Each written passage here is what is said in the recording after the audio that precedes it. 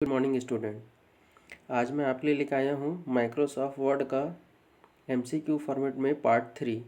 यदि आपने इससे पहले पार्ट 1 और पार्ट 2 नहीं देखा है तो प्लेलिस्ट में जाके आप देख सकते हैं। चलिए स्टार्ट करते हैं आज का क्लास।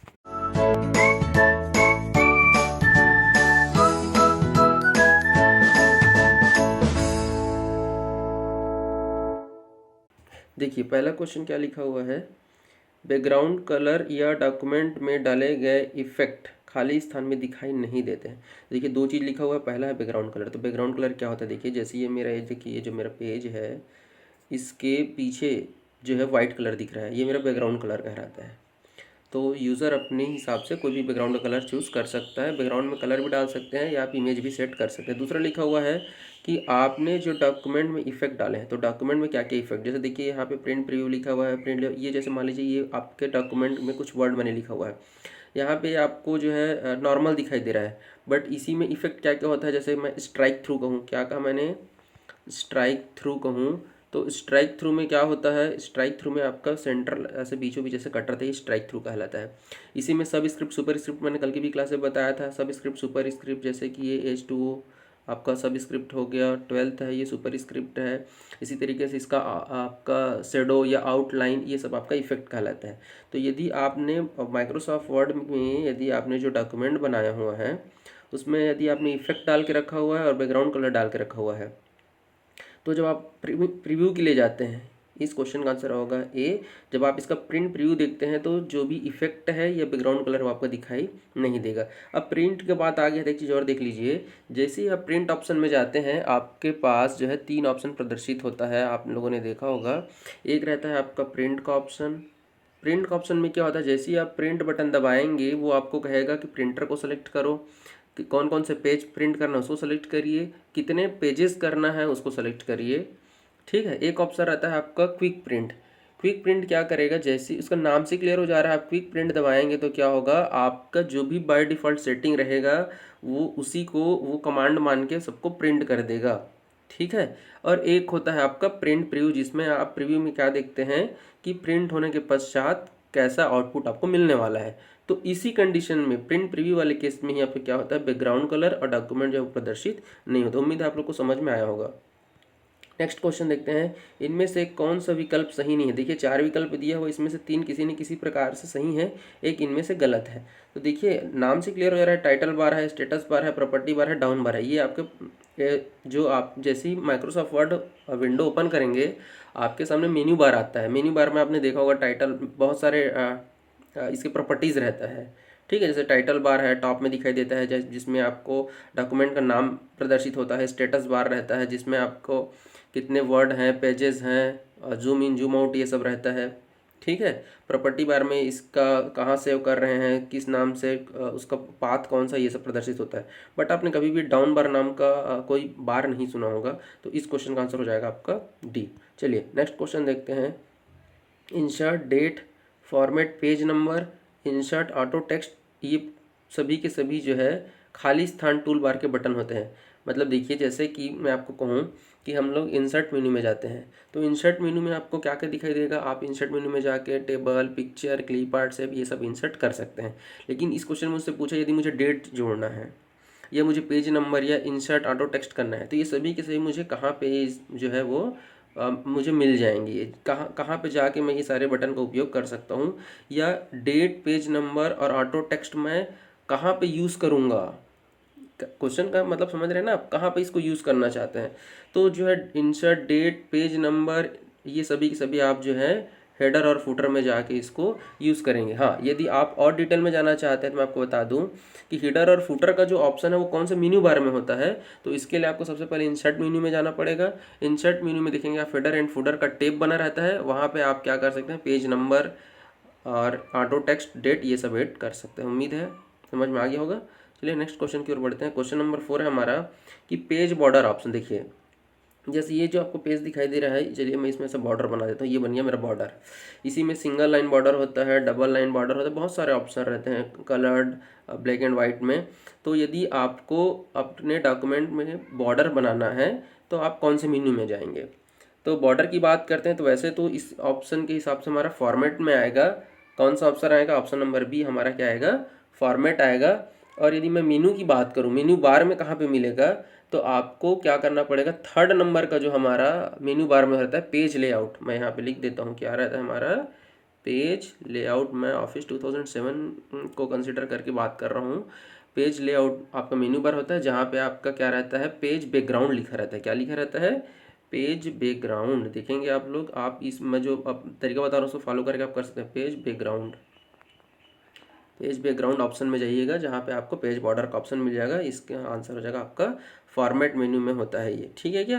चलिए नेक्स्ट क्वेश्चन, क्वेश्चन नंबर 5 देखते हैं कि बुलेट और नंबर का ऑप्शन किस मेन्यू में होता है। देखिए जैसे यहाँ पे देखिए आपके पास 4 ऑप्शन था, तो मैंने ABCD लिया, इसी को मैं ऐसे आपका बबल बना सकता था, इसी को मैं ऐसे स्टार, ये आपका बुलेट, या इसी को 1 2 3, तो ये हमारा क्या कहलाता है, बुलेट एंड नंबरिंग। तो बुलेट एंड नंबरिंग का ऑप्शन भी हमारे कहाँ पे आता है, फॉर्मेट मेन्यू का हिस्सा है।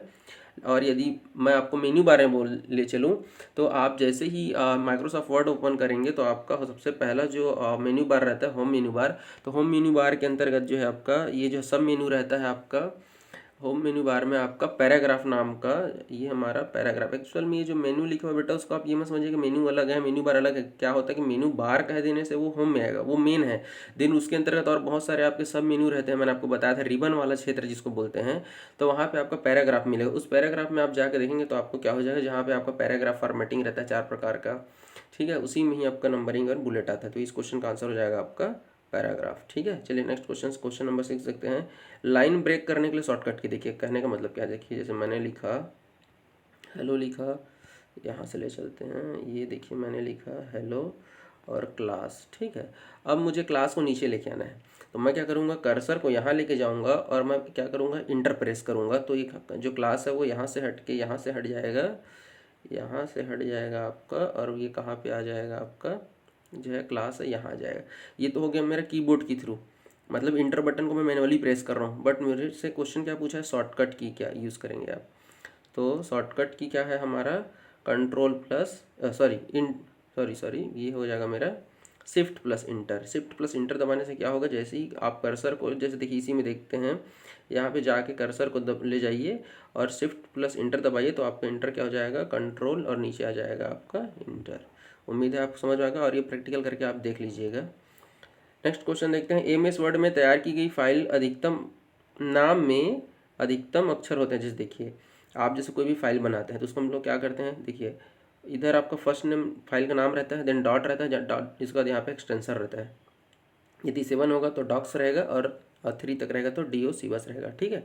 यहाँ पे फाइल का नाम आप कुछ भी लिख सकते हैं, बट नियम क्या है आपका कि अधिकतम कितना अक्षर का ही होना चाहिए फाइल का नाम, तो वो होता है हमारा ऑप्शन बी, 255 अक्षर ही, कैरेक्टर ही अधिकतम हो सकता है, ठीक है क्या। चलिए नेक्स्ट क्वेश्चन की ओर बढ़ते हैं। क्वेश्चन नंबर हमारा है 8, जिसमें लिखा हुआ है कि इनमें से किस टूल बार की मदद से हम फंड की साइज और कलर को बदल सकते हैं। फंड की साइज और कलर को बदलने के लिए शॉर्टकट की, देखिए यदि हम डायरेक्ट यदि करना चाहें तो हमारा जो मेनू बार होम मेनू बार रहता है, जहाँ पे आपका फंड रहता है, सब मेनू बार फंड रहता है, आप फंड पे जाके वहाँ पे मैनुअली अलग से फंड, उसका साइज, उसका जो भी स्टाइल है, ठीक है, उसका इफेक्ट है, वो सब आप चेंज कर सकते हैं। और यदि शॉर्टकट की बात करूँ मैं, तो आप कंट्रोल+D करके भी आप कर सकते हैं। तो ये सभी क्या कहलाता है, फॉर्मेटिंग के अंतर्गत आता है। तो इस क्वेश्चन का आंसर हो जाएगा बी, फॉर्मेटिंग में जाइए और वहाँ से आप इसको चेंज कर सकते हैं। क्वेश्चन नंबर 9 है, क्वेश्चन को ध्यान से पढ़िएगा। इस क्वेश्चन में मैंने स्पेशली लिखा है वर्जन का नाम, क्योंकि वर्जन के बाद कुछ कुछ चीज़ें अपडेट होते रहते हैं, इसलिए वर्जन क्या लिखा है उसको बिल्कुल ध्यान दीजिए। और क्वेश्चन में पूछा लेफ्ट तरफ का आपको मार्जिन, देखिए जैसे ये एक पेज बना हुआ, ठीक है, तो इसमें टोटल हमारे 4 मार्जिन होता है, टॉप मार्जिन, बॉटम मार्जिन, ये देखिए टॉप, बॉटम, ये हमारा लेफ्ट मार्जिन, ये हो गया हमारा राइट मार्जिन। यदि मैं वर्जन 2007 की बात करूँ तो आसान है, सभी का मार्जिन होता है 1, टॉप हो, बॉटम हो, लेफ्ट हो, राइट, सबका मार्जिन क्या होता है, बाय डिफॉल्ट हमारा 1 होता है। यूज़र चाहे तो उसको मैनुअली कम ज़्यादा कर सकता है, बट चूंकि क्वेश्चन में 2003 पूछा है और स्पेशली लेफ्ट और राइट कहा है, इसका मतलब है कि कुछ ना कुछ तो एक्स्ट्रा रहा ही होगा। तो मैं आपको बता दूं, जब 3 की बात करते हैं तो लेफ्ट और राइट का जो है हमारा मार्जिन होता है 1.5। इस क्वेश्चन का आंसर होगा बी, लेफ्ट का भी 1.5 होगा, राइट का भी 1.5 होगा, और टॉप और बॉटम का होता है 1-1, लेफ्ट राइट का 1.25 और हमारा टॉप बॉटम का 1-1 होता है। तो इस क्वेश्चन का हो जाएगा 1.25। उम्मीद है समझ में आया होगा। नेक्स्ट क्वेश्चन देखिए, क्वेश्चन नंबर 10 आज की क्लास का लास्ट क्वेश्चन है। किसी टेक्स्ट को केस को बदलने के लिए। देखिए आपने अब देखा होगा कि केस कितने प्रकार का होता है, तो मैंने आपको लास्ट लेक्चर में बताया भी था कि आपका होता है लोअर केस, एक होता है आपका अपर केस, ठीक है, एक होता है आपका सेंटेंस केस, और एक होता है आपका capitalize each word toggle case.